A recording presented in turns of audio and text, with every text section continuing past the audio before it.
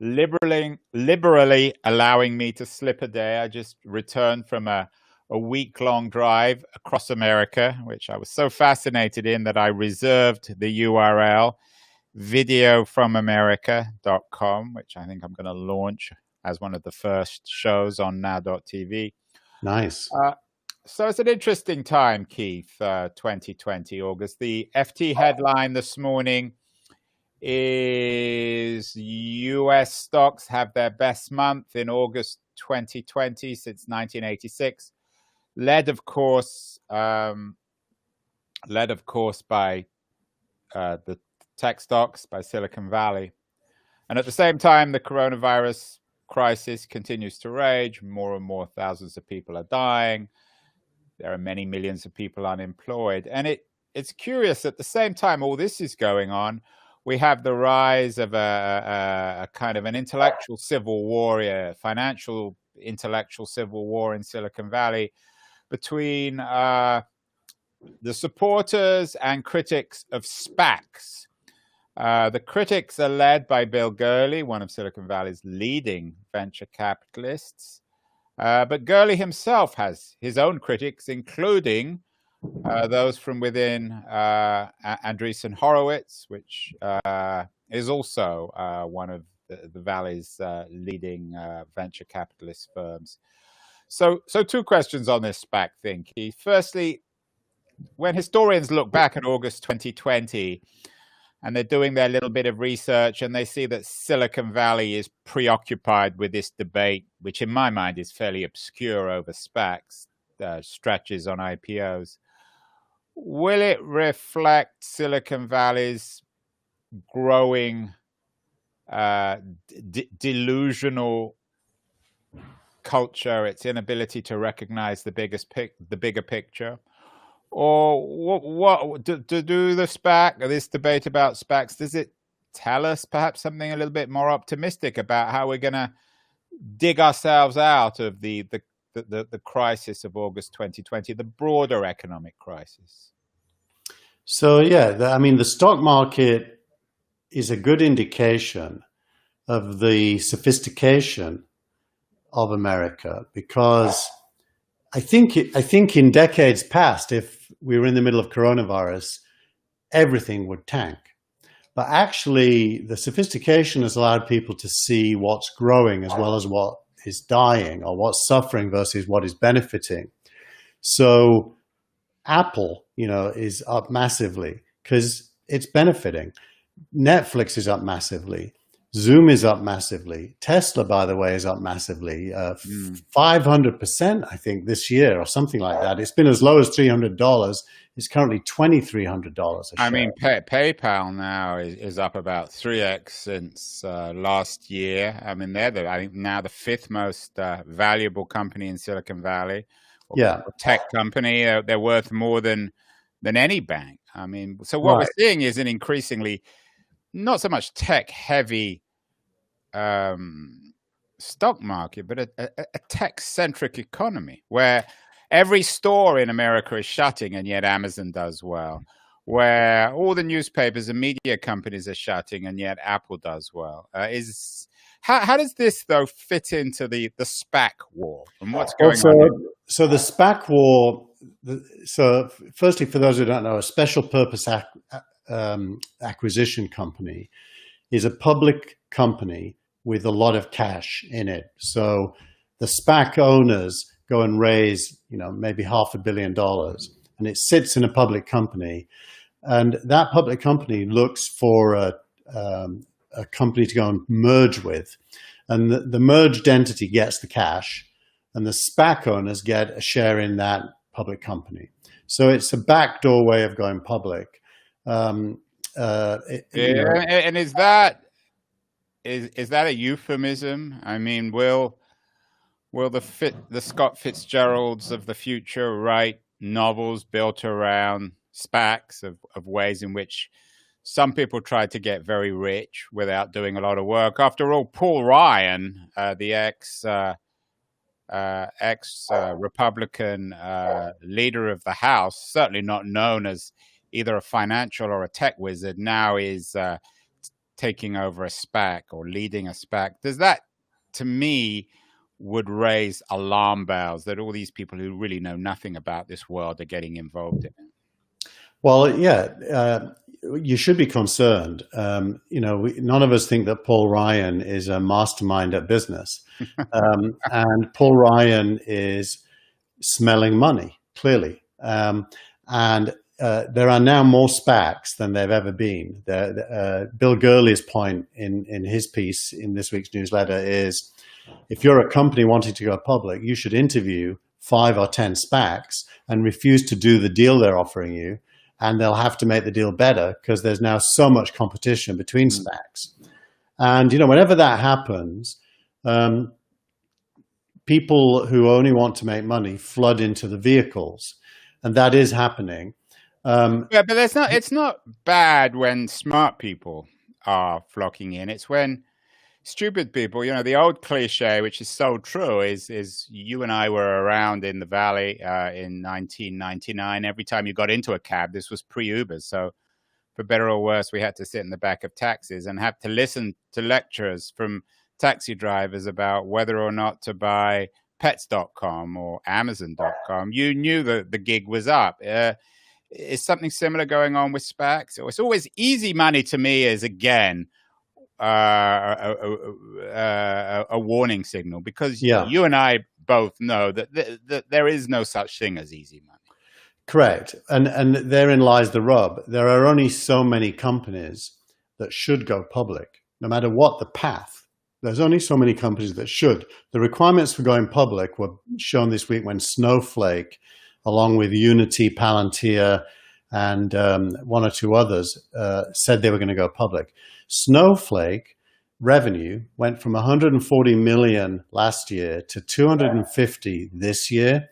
And if you forward look from the most recent 12 month, it's 547 million going ahead. So it's growing at 120% a year. It should go public. But contrast that with some of the other companies, they shouldn't go public. Now, SPACs are going to attract companies seeking a shortcut and an early public offering. And what will happen, and I've done a few public offerings, what will happen is if you don't have growth and you don't have predictable revenues, your stock will tank and you shouldn't go public. So there's an overabundance of SPACs and a shortage of companies that deserve to go public. So yeah, and Bill Gurley is one of the real grown-ups in this world. He's always been one to tell the truth. Is that fair? Yes, but he's also a bitter, cynical, older man now, and he is biting the hand that feeds him. He's actually should be a little bit careful.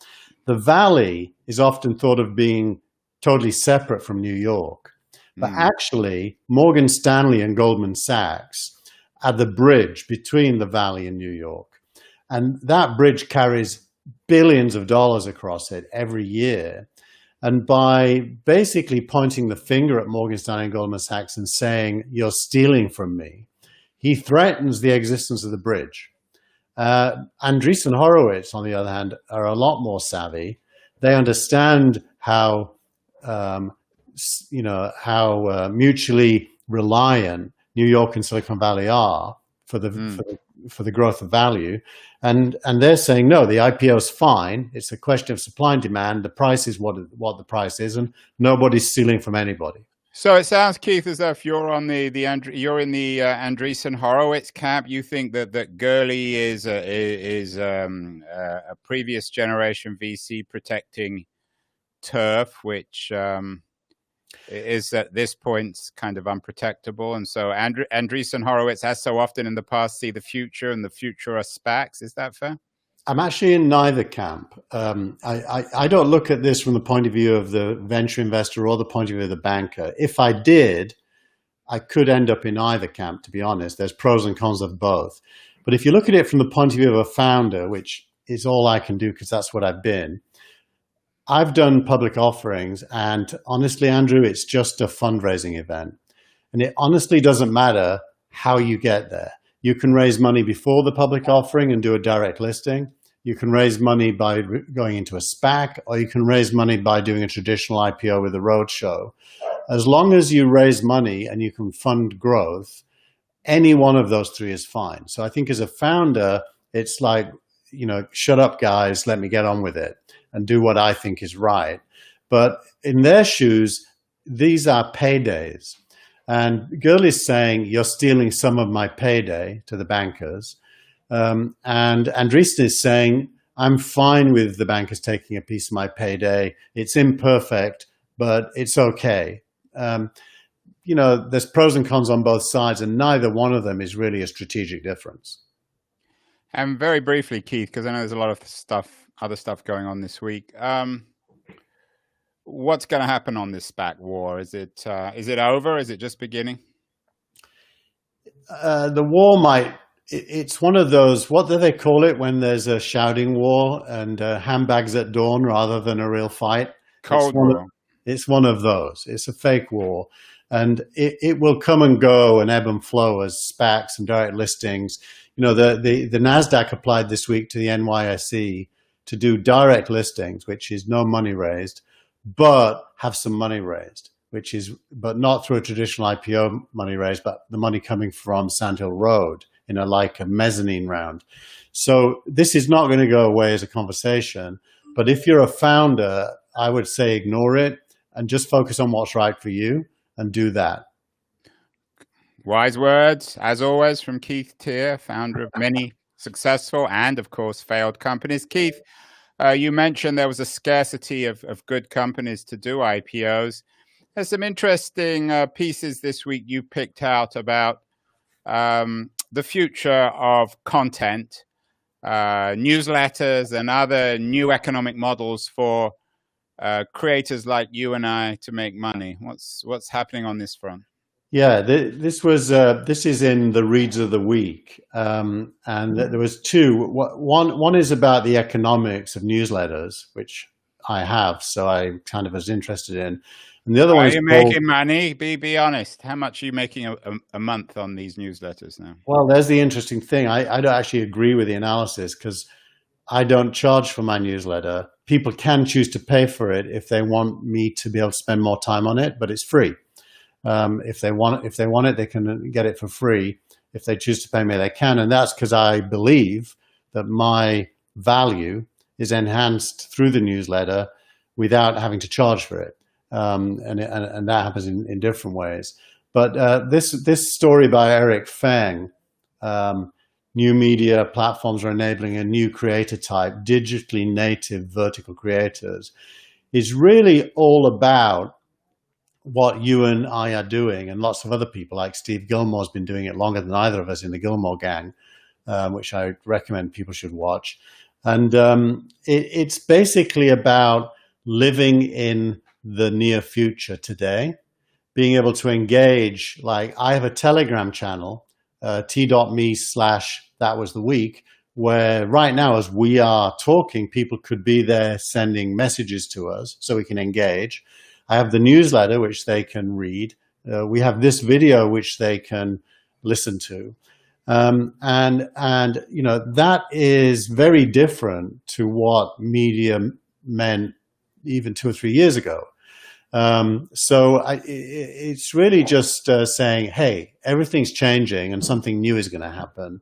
And then, but on the other hand, it is saying everything's changing, but then it's also suggesting nothing's changing because there's nothing more old-fashioned than a newsletter, and there's nothing more old-fashioned than charging for content. Andrew, I agree with that. What goes around comes around, but because the underlying platforms change, like today, there are probably about 4 billion humans on the earth that you can target with a newsletter. And they almost all of them have smartphones. They certainly have desktops, and some have both. That distribution revolution has taken place for about 10 years. So things that look the same actually aren't the same looked at from a business point of view. The opportunities are now massive compared to what they were, even though the formats might not change that much. And the ability to plug the newsletters into other engagement channels is off the charts, with Twitter and Facebook and Telegram and everything. How does this connect, do you think, to this debate over silence culture? Because after all, some of the biggest names now doing newsletters are people like Andrew Sullivan, who was essentially fired from New York Magazine because of his politically incorrect positions. Do you see the rise of silence culture as being good for the newsletter industry? I think that's a very individual answer. It really depends on the person. So Andrew the person Sullivan, doing the newsletter or the person doing the reading? The person doing the newsletter. I do think anyone that has an audience that gets squeezed out of their previous container, like New York Magazine or whatever, or the Atlantic, can take that audience with them now, or at least a lot of it. The audience has no loyalty to the rapper. It has. But we've been hearing for 20 years that the New York Times was finished, that a Thomas Friedman, a Maureen Dowd, a David Brooks would be able to manage their own brands, but that's never happened. So is this again another false dawn in the promise of an individualized media platform where individual brands will replace the New York Times or the Atlantic or CNN? I think that's an old debate. What's the guy who went to the radio show, the guy with the glasses and long hair that everyone listens to, the comedian? What's his name? Come on, Andrew. You know it. Anyway, that guy. He went from where to where? He went to satellite radio. He got the biggest paycheck ever. Yeah. And we all know who he is. We know him so well we can't remember his name. But yeah. The shock jock guy. And anyway, he basically satellite radio brand became subordinated to his brand, and it showed the power of the individual. And I think that does happen a lot, and it's not a new thing that it happens. It's an old thing, but I think the tools to enable it now are richer and better than ever before. Like think of me. I'm not a big brand, but I have a podcast on that goes out on iTunes and Spotify, and all the other places. I have this video on YouTube, Twitter, Facebook, and Twitch, which we're on live right now. I have the newsletter. It's all one thing that I do. It takes a few hours a week. It's amazing that we can do that. Yeah, and I think that's the important thing, is that people 20 years ago, people were launching blogs. And now, as you suggested, the newsletter, which is essentially a blog, a distributed blog, is part of, or should be part of, a broader media strategy, although I think a lot of journalists don't understand that. Finally, Keith, our third big story of the week is the second part of the Apple Epic war. What's happening on that front? Who's winning, Apple or Epic? Apple is certainly winning. Yesterday, Apple followed through on its threat to pull the developer account of Epic, which means that all of Epic's App Store stuff is now dysfunctional. You can't download an Epic app in the App Store. So the platforms are winning. So yeah, the shop owner, it turns out, owns the customers, and the wholesaler, it turns out, has to play by the rules. Otherwise, they're out. So if that's true at Safeway as well, if whoever supplies their potatoes started doing something against Safeway's rules, they'd get a new potato supplier. So it just is what it is, and I don't really know what the logic was behind Epic's attempt to shoplift, as Apple called it. Anyway, I mean, they could never have won. So what was the point? I'd be firing the CEO if I was the shareholders of that company. And finally, before we get to tweet of the week, the Apple Epic thing then is finished. What about TikTok? What's the update on TikTok?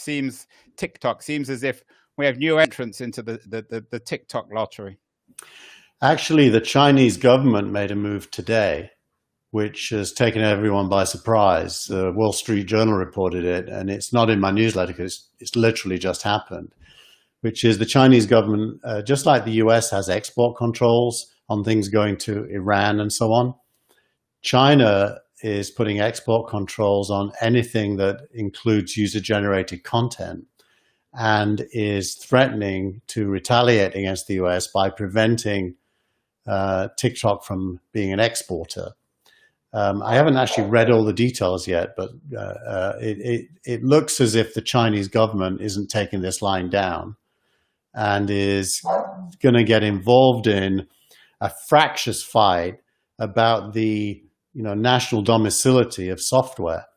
And it feels to me as if software shouldn't have a national domicile in this global era. It's appropriate that software should be global and that nation states should not have any ability to determine where they choose to do business, especially when it's political, as it mostly is. So we've talked about this before, Keith, and I think we disagree. You see the future as international, global. I see the future as national, for better or worse. I'm not necessarily celebrating it. And then your tweet of the week was an inspiring one. Sometimes your tweets of the week, at least we don't have Paul Graham again involved with this. Your tweet of the week really reflected people's generosity and willingness to stand up for what's right. Yeah, let's take a look at it. It's this is it. I'll play the video. Now Lewis Brinson announced as the leadoff hitter for Miami, and all of the Marlins and Mets have come out of their dugouts. The only thing left on the field was a Black Lives Matter shirt, and these are not black teams, as you can see. This is black and white players together, making the point that the shooting 7 times in the back is not okay.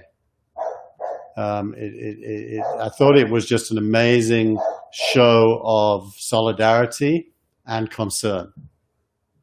It's not really a tweet, though. The movie is in the tweet. The tweet is saying what happened, and it has the movie inside. It's got so once again, so far. Video, audio, platforms, everything's integrated these days. Yeah, exactly. Which is, amazing. I mean, we would have need to have been CNN to do that a few years ago. Yeah, well, as we know, Keith, you and I, Now TV will be CNN one day when we grow up. But for the moment, that was the week that was, and I will look forward to seeing you again next week for more on SPACs and more on the fundamental shifts in the nature of the world's economy and culture. Thank you, Andrew.